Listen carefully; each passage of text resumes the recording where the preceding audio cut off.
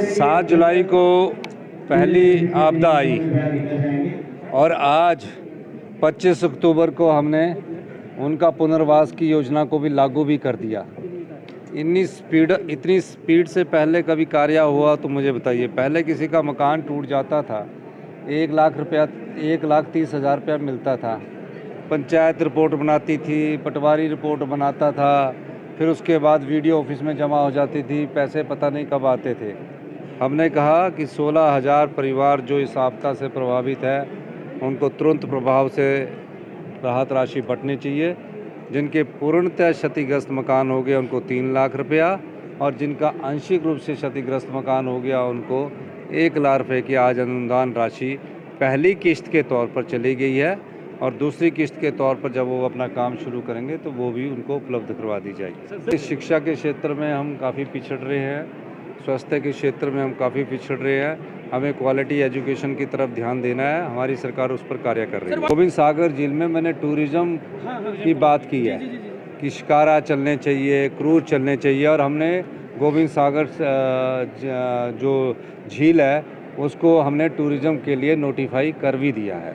तो अब जब टूरिज़्म के लिए नोटिफाई कर दिया तो जो बेचारे शिकारा लेके आना चाहते हैं, क्रूज लेके आना चाहते हैं, मोटर बोट्स लेके आना चाहते हैं, वाटर स्कूटर लेकर आना चाहते हैं, उन सब का अब स्वागत है, वो ले सकते हैं। ये कहा कि BBMB में हमें फ्री रॉयल्टी नहीं मिलती है, जो 12% की फ्री रॉयल्टी नहीं है, उस संदर्भ में मैंने ये कहा कि जगत प्रकाश नड्डा जी से हम भी अनुरोध करेंगे और वो क्योंकि हिमाचल प्रदेश के बिलासपुर ज़िले से है, बिलासपुर के कई परिवार इस डैम से प्रभावित हुए हैं, कई लोगों को अपना घर से विस्थापन झेलना पड़ा है। तो अगर 12% फ्री पावर की बात अगर हम लोग करते हैं, मैंने तो चिट्ठी लिखी है और नड्डा जी अगर उसमें चिट्ठी लिखेंगे क्योंकि केंद्र में उनकी सरकार है तो नड्डा जी और हम दोनों सरकारें मिलकर 12% फ्री रॉयल्टी की लड़ाई लड़ सकते हैं। हिमाचल प्रदेश ने हिंदुस्तान का पहला ऐसा कानून बनाया जिसमें अनाथ बच्चे जिनके माता नहीं है, जिनके पिता नहीं है, इस परिभाषा को परिभाषित करते हुए सरकार ही माता, सरकार ही पिता, उन्हें चिल्ड्रन ऑफ द स्टेट का दर्जा दिया गया है। पैदा होने के साल से लेकर 27 वर्ष तक उनको पूरी सुविधा हिमाचल प्रदेश सरकार उपलब्ध करवाएगी।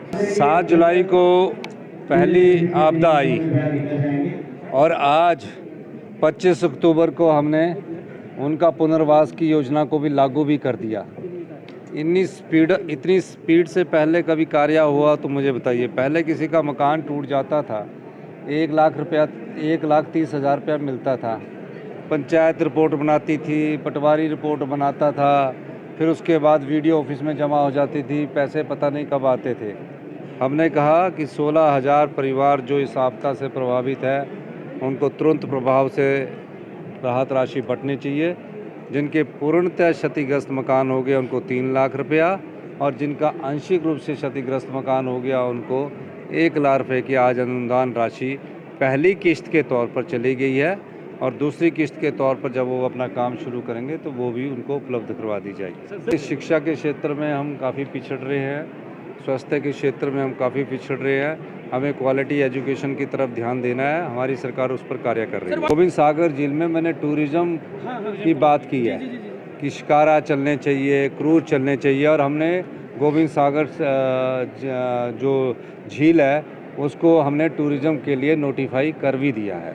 तो अब जब टूरिज़्म के लिए नोटिफाई कर दिया तो जो बेचारे शिकारा लेके आना चाहते हैं, क्रूज लेके आना चाहते हैं, मोटर बोट्स लेके आना चाहते हैं, वाटर स्कूटर लेकर आना चाहते हैं, उन सब का अब स्वागत है, वो ले सकते हैं। ये कहा कि BBMB में हमें फ्री रॉयल्टी नहीं मिलती है, जो 12% की फ्री रॉयल्टी नहीं है, उस संदर्भ में मैंने ये कहा कि जगत प्रकाश नड्डा जी से हम भी अनुरोध करेंगे और वो क्योंकि हिमाचल प्रदेश के बिलासपुर ज़िले से है, बिलासपुर के कई परिवार इस डैम से प्रभावित हुए हैं, कई लोगों को अपना घर से विस्थापन झेलना पड़ा है। तो अगर 12% फ्री पावर की बात अगर हम लोग करते हैं, मैंने तो चिट्ठी लिखी है और नड्डा जी अगर उसमें चिट्ठी लिखेंगे क्योंकि केंद्र में उनकी सरकार है तो नड्डा जी और हम दोनों सरकारें मिलकर 12% फ्री रॉयल्टी की लड़ाई लड़ सकते हैं। हिमाचल प्रदेश ने हिंदुस्तान का पहला ऐसा कानून बनाया जिसमें अनाथ बच्चे जिनके माता नहीं है, जिनके पिता नहीं है, इस परिभाषा को परिभाषित करते हुए सरकार ही माता, सरकार ही पिता, उन्हें चिल्ड्रन ऑफ द स्टेट का दर्जा दिया गया है। पैदा होने के साल से लेकर 27 वर्ष तक उनको पूरी सुविधा हिमाचल प्रदेश सरकार उपलब्ध करवाएगी।